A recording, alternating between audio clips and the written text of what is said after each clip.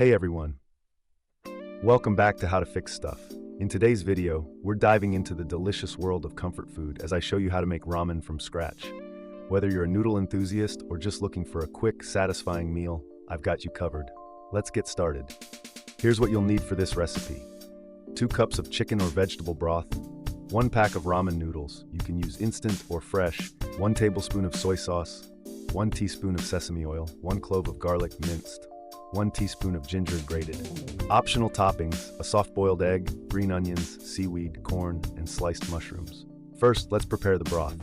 Heat a medium saucepan over medium heat and add a little sesame oil. Toss in the minced garlic and grated ginger, stirring until it's fragrant, about 30 seconds. Next, pour in your chicken or vegetable broth, followed by the soy sauce. Let it simmer for about 5 minutes to develop those rich flavors.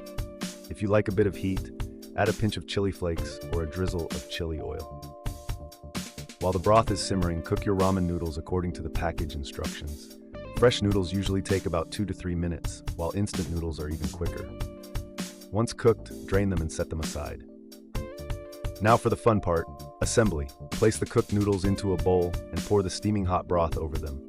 Top it with your favorite add-ons. I'm going with a soft-boiled egg, some thinly sliced green onions, corn, and a sheet of nori for that classic ramen touch. And voila! Your homemade ramen is ready to enjoy. How amazing does this look? It's simple, customizable, and absolutely delicious. If you try this recipe, let me know in the comments what toppings you used. Don't forget to like, subscribe, and hit that notification bell for more fun how-to videos. Thanks for watching, and I'll see you in the next one.